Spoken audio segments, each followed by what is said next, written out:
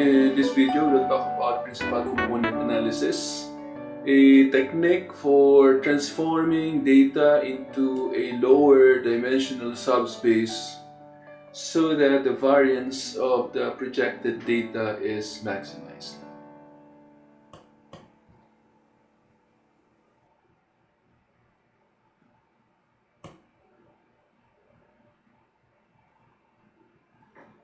High-dimensional data is everywhere. For example, in bioinformatics, bioinformaticians usually deal with a lot of genes. Human Genome Project would be interested in many thousands of genes. For example, about 40,000 of genes seem to be relevant. For image analysis, for those fond of processing pictures, these images are usually big. Let's say they are about 12 megapixels at least, and nowadays this size number of pixels is increasing as we have higher resolution cameras. Now this high dimensional data found in bioinformatics, image analysis, and so forth impose computational efficiency challenges. As we know, each feature will be dealt with by your computation, and obviously the more features you have, the more memory you need. And this probably is the reason why some of the classifiers do not generalize well. So the generalization abilities of learning machines may also be affected by high dimensional data. So we need to reduce the dimensions of our data. Some of our features may not be relevant, and therefore we can actually throw them away. This is crucial when the dimension of the input vector is very large. For example, pixels, genes, words in NLP, and the features are highly interdependent. If there are two features that are very correlated, highly correlated, then one of them is actually redundant. We might just as well throw away one of them. So when there's high redundancy in data, such as a case where you have a highly correlated feature set, it makes sense to do dimensionality reduction. So dimensionality reduction can therefore be viewed as a feature extraction process where we take inputs with large number of features and form a more compact feature set. Among the most popular dimensionality reduction procedures or techniques is the method of principal component analysis, or PCA. It was first described by Pearson in 1901. So it's widely used for processing genes in bioinformatics. For face recognition, PCA has its own version. It's called eigenphase, and this eigenphase procedure is used in a lot of face recognition algorithms. For natural language processing, or NLP, the PCA version is called LSA or LSI, latent semantic analysis, or latent semantic latent semantic analysis. Then for PCA is used a lot for visualization. When your data is of low dimension, you can actually reduce it to 3 or 2 dimensions, so you could actually visualize your data. PCA is used to reduce the features, and with less features, we need less memory and less processing time. And also PCA is useful for removing noise from your data. So LSI, by the way, stands for latent semantic indexing. However, PCA is not always good for classification. So there's a temptation to right away apply PCA to to simplify the work of the classifier. So the classifier will have lower or fewer features to deal with. That makes sense, but we have to be careful because we might actually be throwing out the features that are important. And we have an example to illustrate this, later on.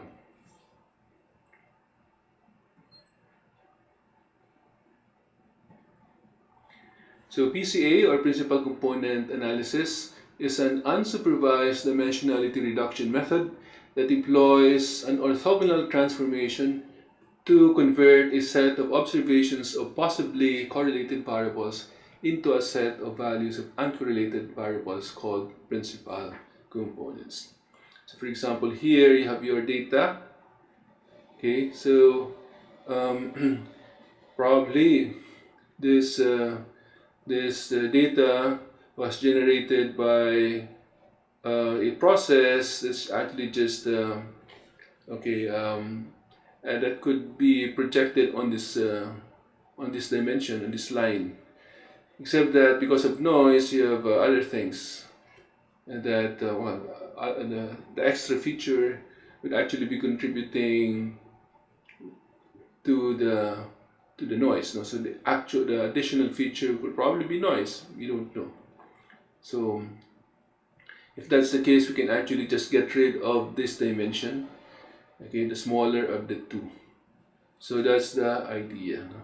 So that's transformation is defined in such a way that the first principal component here has the highest variance. So you will see that the variance along this dimension is highest, and each succeeding component has the highest variance possible under the constraint that it is orthogonal with a preceding component. So in this case, we only have two.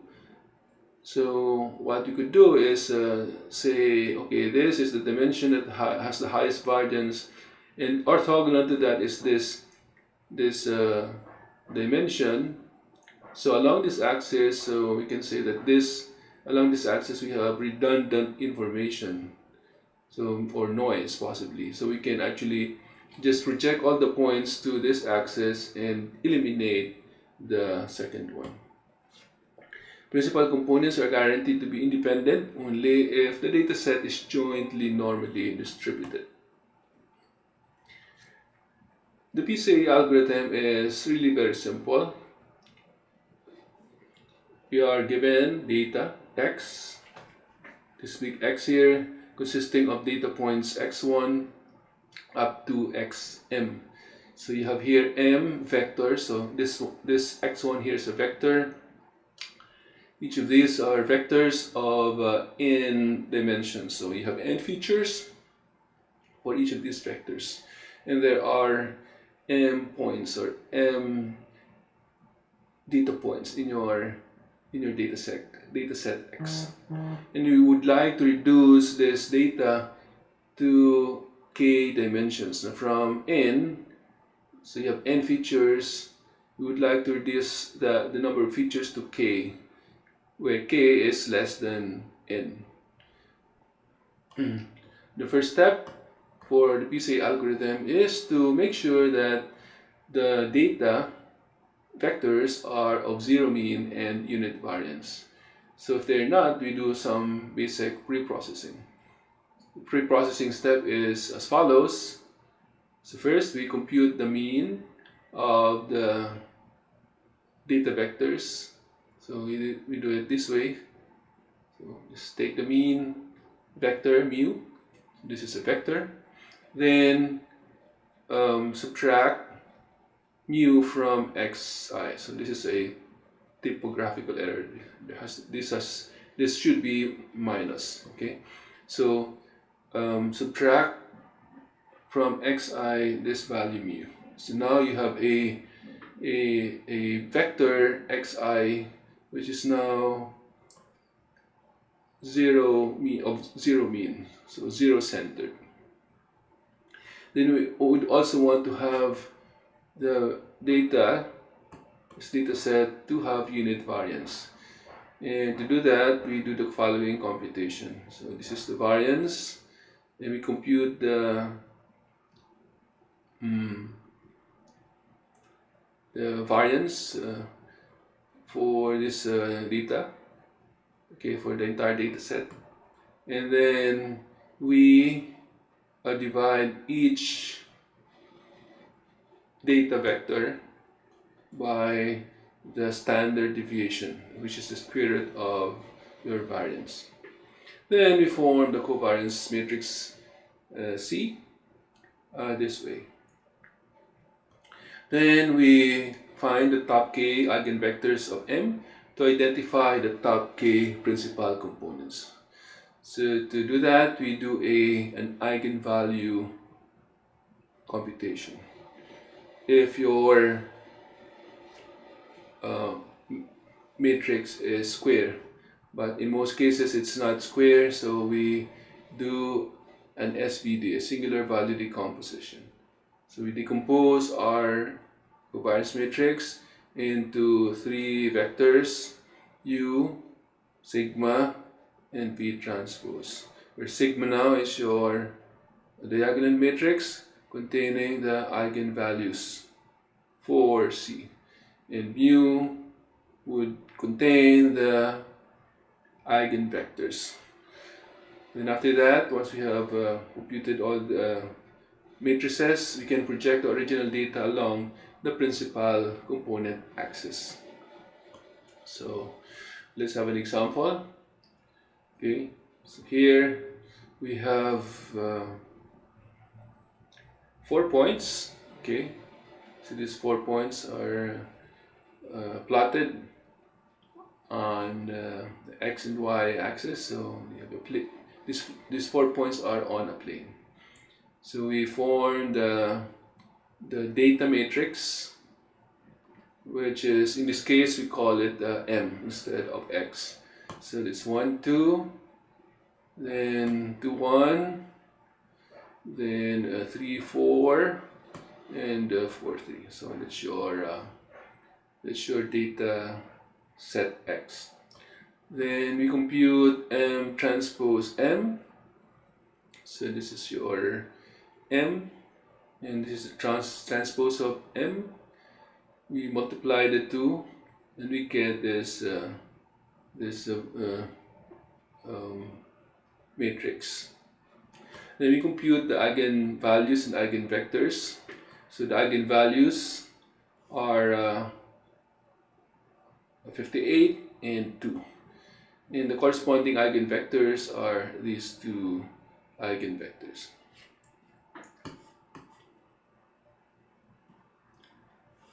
So now we have this eigenvector, and let's try to interpret this.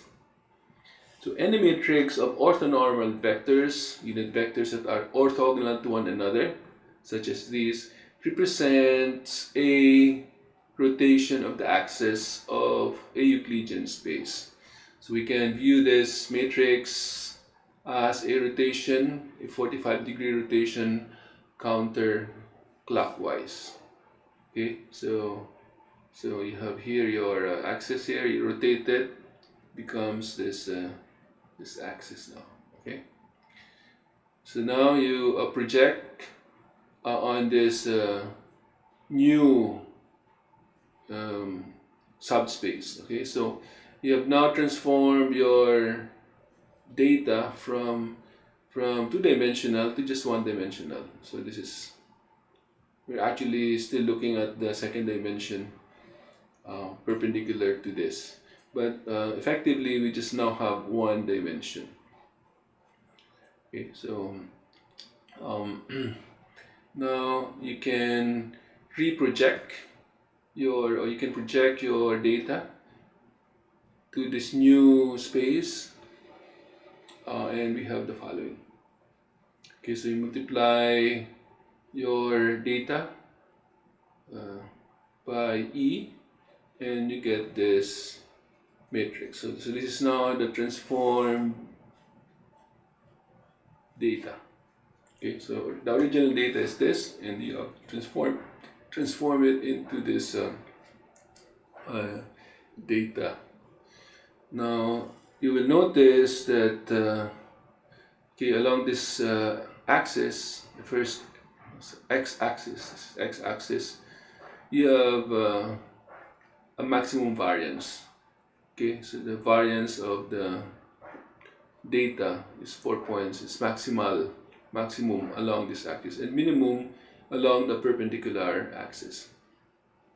So what we can do is just say, okay, I want to get rid of the second dimension.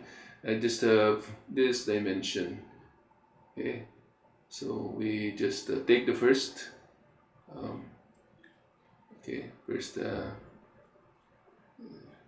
vector here, and that's now our new data set now. So from 2 dimensions, you now have just 1 dimension, because we are going to throw away this second dimension here, which has minimum variance. So that's the idea of PCA. So if you want to transform M to a space with fewer dimensions, then the choice that preserves most information is the one that chooses the eigenvectors associated with the largest eigenvalues and ignores all the rest. So in general, let EK be the first k columns of E, then the input X, or M in this case, times EK is the new k-dimensional representation of M. So here we show original data and reduce it by setting k equals 1, and we project the data onto a new subspace, which is a one-dimensional subspace. So this space here. Okay, so again, as I've said earlier, this data now becomes this data set. Okay, so you now have a data set that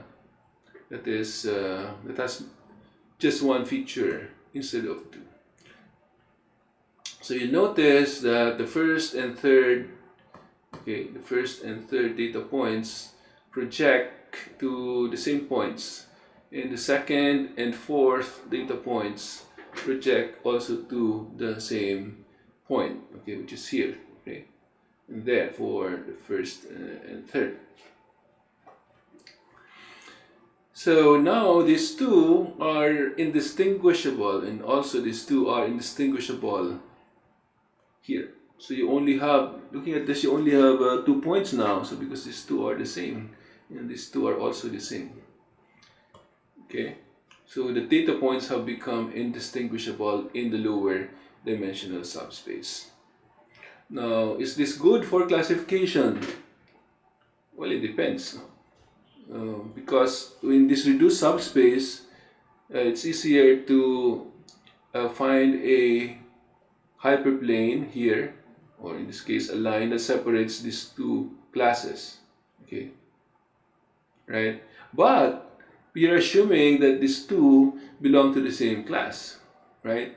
However, if it is the case that these two belong to the same class, you actually destroy the data, because these data set will no longer be useful for the classifier. Okay, so in this case, PCA may actually be bad for classification. So it's very important.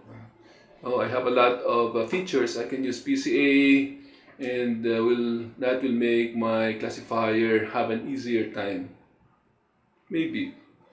But perhaps your data points will become indistinguishable in the lower dimensional space, in which case the classifier will in fact have a harder time, if not an impossible time, figuring out the right hyperplane.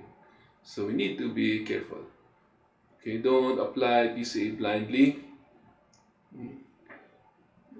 We have to see what's happening. And in fact, in general, you have to justify why you are using PCA if you're doing classification. Okay, so don't be surprised if after dimensionality reduction your classifier doesn't work anymore, or your classifier will have a higher error. Well, it's because probably the points have become indistinguishable, or you've made the work of the classifier harder by throwing away some dimensions of your data. Okay, so again, let's review the eigenvector and eigenvalue. So let M be a square matrix, so an n by n square matrix, and lambda be a constant. And we let this column vector E be a non-zero column vector. So E should not be a zero vector. Then lambda is an eigenvalue of your matrix M, and E is a corresponding eigenvector if the following equation is satisfied. If E is an eigenvector of M and C, which is a constant, any constant, then C is also an eigenvector of M with the same value. So why is that? Because multiplying a vector by a constant changes the length of the vector but not its direction. However, we also must require that every eigenvector must be of unit length. And in this case, eigenvector will still not be unique, since we still have to multiply it by -1. And further, we can finally require that the first non-zero component of an eigenvector be positive. So we can rewrite this as follows. ME is equal to lambda E. Moving this to the other side, and since we have matrices, we need to use this identity matrix. M minus lambda I is your identity matrix times E is equal to 0. Now, to find a non-zero vector E that satisfies this equation, this must not be invertible.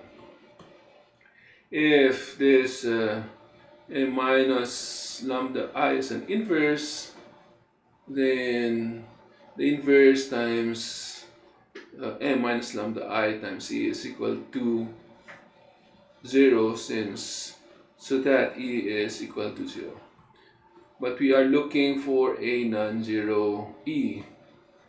Therefore, the determinant must be 0 in this case. Now, we call this determinant M minus lambda I as the characteristic polynomial of M. The eigenvalues of M are simply the roots of the characteristic polynomial of M. Let's have an example. Let's find the eigenpairs. When we say eigenpairs, the eigenvalues and eigenvectors for the matrix below. So first step is to compute the determinant and set that to 0. So the determinant is this. This is the matrix for M minus lambda I. In this case, the characteristic polynomial is this, which we set to 0, giving us this polynomial lambda squared minus 9 lambda plus 14 equals 0, the roots of which are 7 and 2. The first is the principal or dominant eigenvalue since it is larger. And we want to solve for E. Okay, in this case, this xy, this is the E vector. And we use this equation here. Okay, setting lambda to 7. Okay, we have this 7 is our first eigenvalue, and from this we reduces to y equals 2x, and one possible eigenvector is the following. 1 and 2, which becomes 1 over square root of 5 and 2 over square root of 5 after normalization. The second eigenvector is similarly obtained, which after normalization is this one. So yeah, so this is how you look for the eigenpairs or the eigenvalues and corresponding eigenvectors. So this is the eigenvector corresponding to the eigenvalue lambda equals 7. And for lambda equals 2, this is the eigenvector. There are several ways of getting the eigenpairs. So one is, of course, use the SVD, but for huge matrices, when you're talking about so when I say huge, you're talking about the matrix with billions of dimension. Okay, billions of dimensions. So if you have a matrix, a sparse matrix for say Google rank, okay. I suppose some of us are familiar with Google rank. So you have a huge matrix which we need to process. You have a huge matrix whose eigenvectors and eigenvalues, eigenpairs you would like to compute. Then using the usual methods may take a long time. So this method, power iteration, is used by Google to calculate page rank. When Google first appeared in, I think, the late 90s, 1997 or so, they couldn't update their search engine that fast. No, it's not like these days where the parameters of the search engine are updated very fast, because at that time they had to calculate, they had to invert a huge matrix, which takes months of computation. Of course, the computers at that time were not that fast yet compared to present day computers. So the power iteration is used by Google for PageRank, and if we want to compute the principal eigenvector, which is the first eigenvector and the first eigenvalue, then we can use this power iteration method. So let n be the matrix whose eigenpairs we wish to find. We start with a random vector x0, then iterate. Okay, we iterate on this, where a, for the matrix, this double bar here denotes the Frobenius norm. So the Frobenius norm of mxk. Okay, so that is the square root of the sum of the elements of the matrix. Then next step is we multiply the current vector by the matrix M until convergence. And one convergence condition that you might use is this. At convergence, xk yields a principal eigenvector of M, and its corresponding eigenvalue is computed as follows. So this is a very fast computation, and we can actually do this by hand if you wish. So find the principal eigenpair for M by power iteration. Is our matrix M, and we initialize x0 to 1, 1. Then we multiply this, we get 5 over 8. We take the Frobenius norm of this vector, and that's this quantity here. We divide this by the Frobenius norm, and that's our first iterate. So after our first iteration, second iteration, after several iterations, we have this value. So Okay, so the principal eigenvalue is this, just x transpose, okay, times the original matrix times this value here, x, and this gives us a value of 6.993. The correct value is very close, it's 7.0. So with this simple computation, you can actually get the principal eigenvalue and eigenvector. Suppose we have a matrix M whose eigenvectors can be viewed as column vectors E1 up to En. Let E be the matrix, whose ith column is EI, then E transpose is equal to E transpose E equals I. This is for the case where we have a square matrix. Thus, the eigenvectors of a matrix is orthogonal. That means that the dot product of any two distinct eigenvectors of a matrix is 0.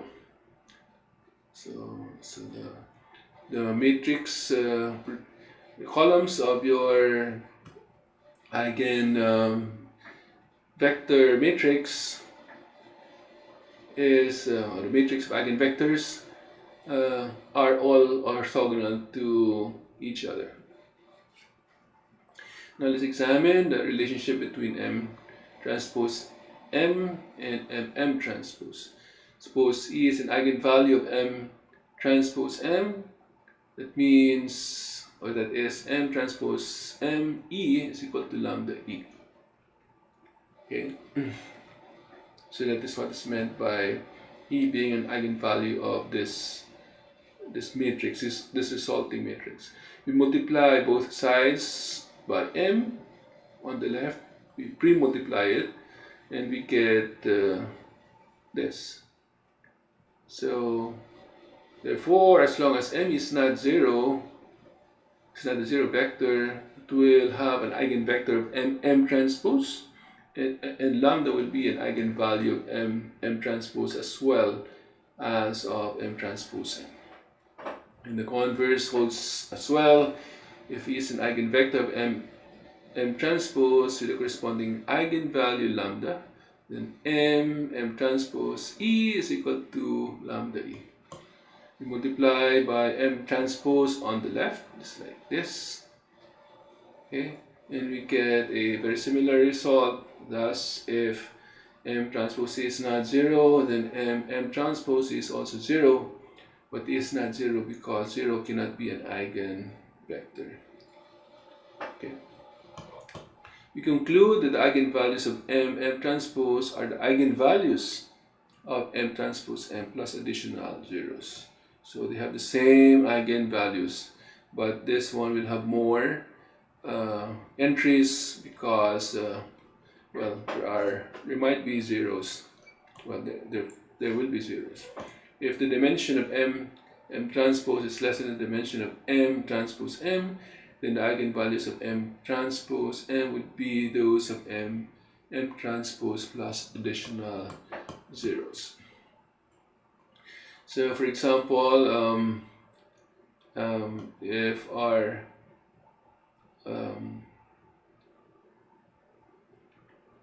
okay, so in the previous example that we had, M transpose M gave us these two values for lambda, but if we have M transpose, lambda would be these values. So you have zeros here, and the eigenvector matrix for M transpose would be the following. So this is the shape of the decomposition. If we do a singular value decomposition, what we have is the following. So let our data matrix be an M by N dimensional matrix whose rank is R. Then we can find matrices U sigma V with the following properties. So So we are able to decompose this into three matrices: U, sigma, and B transpose. U is an M by R column orthogonal matrix, which means each of its columns is a unit vector, and the dot product of any two columns is 0. So the columns here are all orthogonal to one another. While V is an R by N column orthonormal matrix, and we often use V in its transpose form so that it is the rows of V transpose that are orthogonal. Then sigma is a diagonal matrix, okay, which means that all the elements that are off diagonal are 0, and entries along the diagonal are the singular values of M. Okay, so let's try to use this SVD method to analyze this matrix. So we have here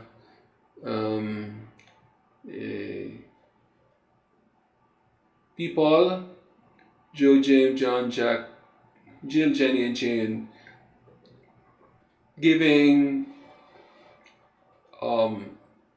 stars, number of stars to the different movies. Okay, so Joe gave 1 star to Matrix, Alien, and Star Wars, but he doesn't like romantic movies, so 0 for both. And similarly here, so you notice that all the boys are fond of sci-fi, and all the girls here are fond of romantic movies. So the girls do not like sci-fi. So this is just an example. Then so apparently the rank matrix here represents the movie ratings by the users. So there are two concepts: science fiction and romance, because these are movies that are of the science fiction genre, while these are romance movies. So one may choose one of the first 4 rows and one of the last 3 rows, and observe that there's no non-zero linear sum of these rows that is 0. So let's analyze this matrix. We do an SVD. So if you do an SVD, this is what you will get. I will fire up my MATLAB. For your information, this is licensed MATLAB. Okay, so here's a matrix. Let's type in values. Let's call it M. So 1 star, 1 star, and then another star for Star Wars, 0 for Casablanca, 0 for Titanic, and so on.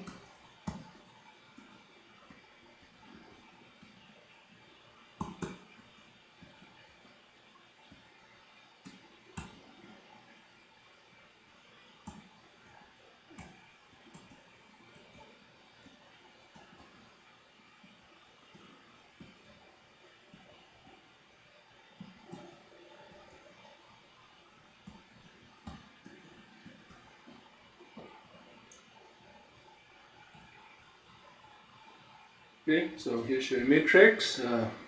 This is the column representing the movie matrix: Alien, then Star Wars, then Casablanca, and Titanic. Then for your rows, you have first row for Joe, and Jim, John, Jack, Jill, Jenny, and Jane. So you have a 7 by 5 matrix. Then we do a singular value decomposition, which is super easy in MATLAB. So you just type U sigma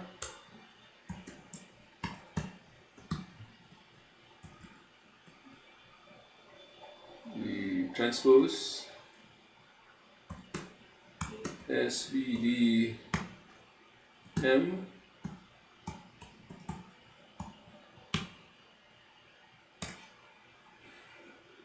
and there you go. That's your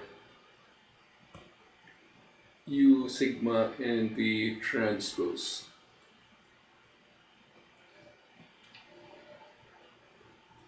So you'll notice that for the sigma, the diagonal matrix, you only have 2 dimensions here with values that are non-zero. This basically says that our matrix M is a matrix of rank 2. Rank 2. So, and the interpretation here will be given later. Why do we have just rank 2 for sigma? Then okay, let's switch back to our slides.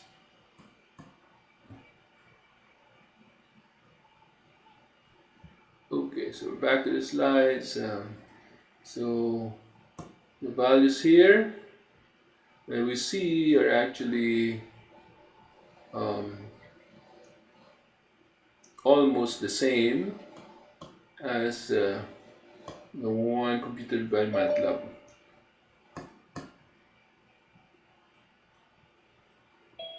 Okay, so there are differences. For example, MATLAB computed negative values here and negative values there. So many of the entries here have negative values. So, but it doesn't matter because you can just say that these two, the negative will become positive. So, and multiply. So let's now take a look at the interpretation here for SVD. Singular value decomposition views the R columns of U, sigma, and V as representing concepts that are hidden in the original matrix M. For example, we can think of the rows of M as people and columns of M as movies.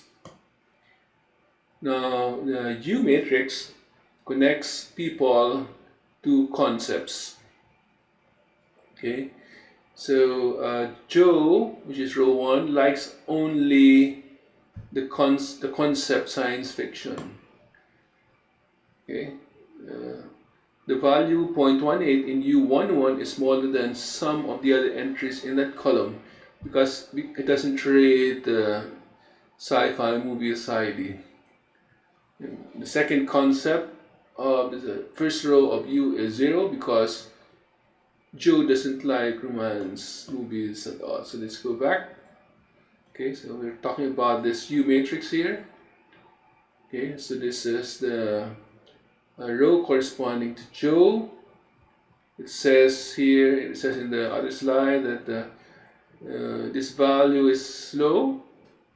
Okay, doesn't like, napilitan lang siguro, no? Manood ng, pwede na, no? So science fiction is more or less okay.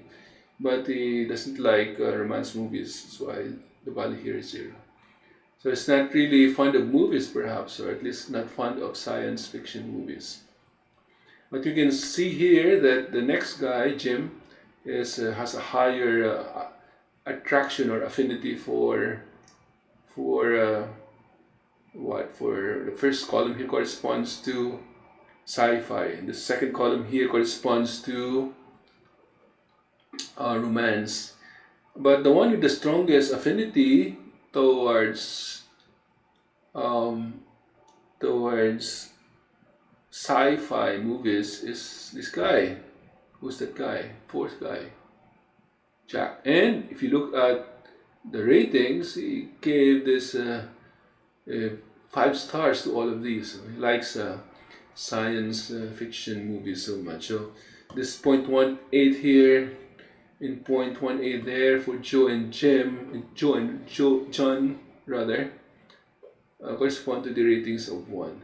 So you can actually see how they like this particular science fiction theme. While the girls also, Jenny likes uh,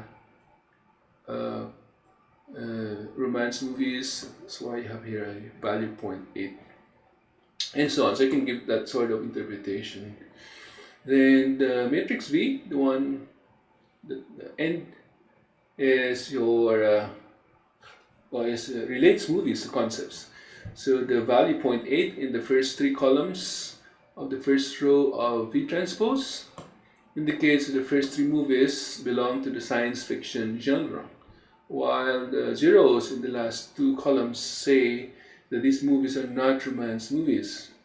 Likewise, the second row of V transpose tells us that the movies Casablanca and Titanic are exclusively romance movies.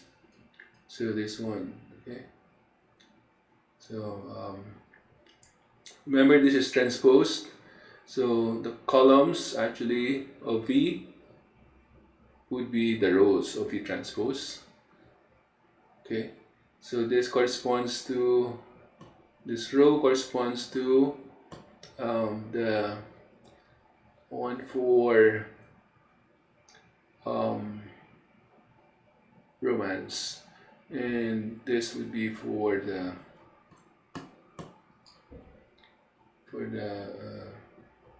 other one for the sci-fi genre.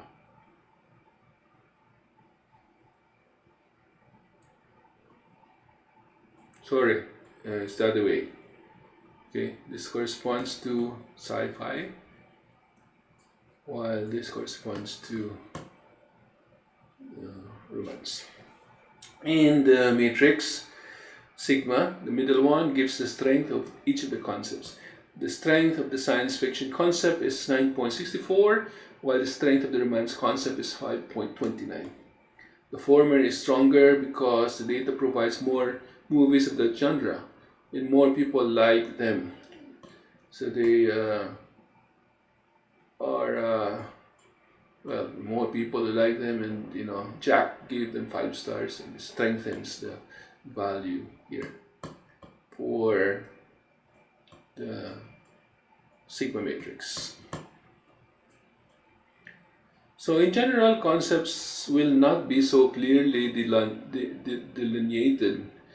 There will be fewer zeros in U and V, and the entities represented by the rows and columns will belong to several different concepts to varying degrees.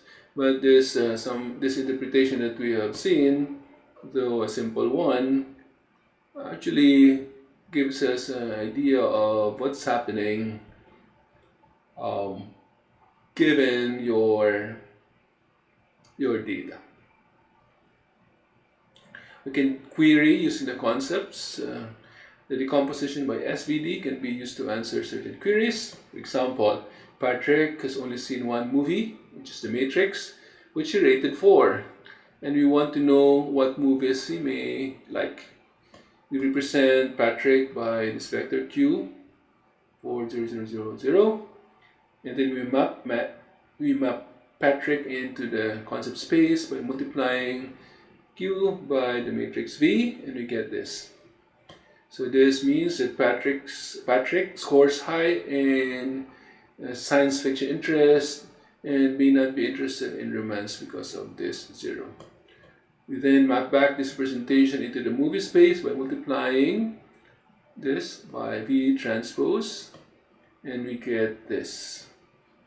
So this suggests that Patrick would probably like Alien, Star Wars, but not Casablanca or Titanic. And this is probably the score he will give, more or less, because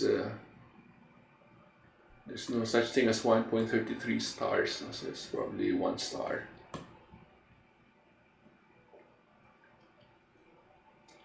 And we can use V to map all users into the concept space using this computation. So Joe maps to 1.7330 and so on. And in this example, all users are either 100% sci-fi fans or 100% romance fans, so that each vector has a 0 in one component. In reality, people are more complex and they may have different non-zero levels of interest in the various concepts. So we measure similarity by means of the cosine distance in concept space, and we can use this to there's a typographical error here. There has to be equal sign here. Similarity between two vectors AB is equal to the angle between the two vectors, and that's equal to A dot B over the product of the norm of each of these two vectors. So for example, concept vectors for Patrick and Joe are 2.3100 and 1.7300 respectively. Although these vectors are not the same, they have actually the same direction since their cosine similarity is 0. So, and similarly for Patrick and Jill. The vectors for Patrick and Jill are 2.31 and this 0, 0, 1.41 respectively, which will have a dot product of 0. So the cosine distance is 1, which is the maximum possible, meaning they are totally different.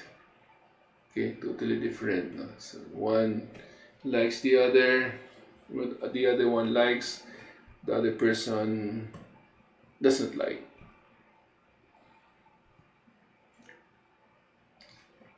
So some more notes. Computing the SVD of a matrix. The SVD of a matrix is strongly connected to the eigenvalues of M transpose M and M transpose. That's why earlier we wanted to compute the SVD of M, and we calculated this.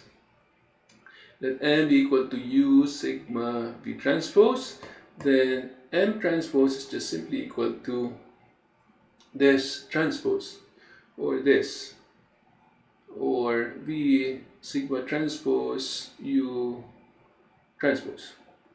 Now, since sigma is a diagonal matrix, sigma transpose is equal to sigma.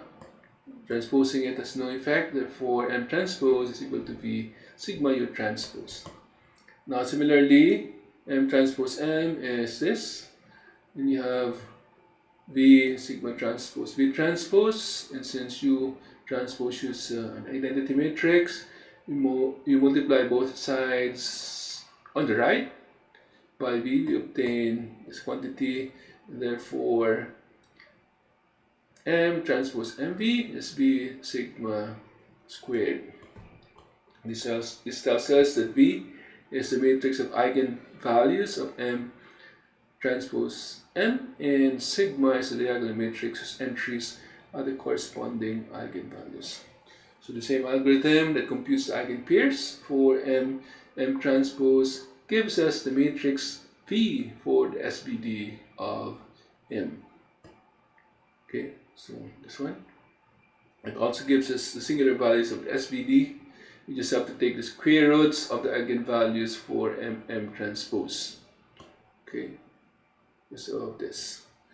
Similarly, U can be found in the same way we found V. We start this time with this M transpose, and we end up with this, where U is the matrix of eigenvectors of M transpose. Okay, so these are the shapes of M transpose for matrix M, which has dimensions m by n and rank R. U is an n by R matrix, and V is an n by R matrix as well. Now, in this case, M transpose M is a square matrix and of size n by n, and so is this M transpose is a square matrix as well, but with dimensions m by n. M transpose M has n minus r additional eigenvalues, while M transpose has m minus r additional eigenvalues. Since the rank of M is r, and all these additional values are 0. With that, we end our lecture on principal components analysis.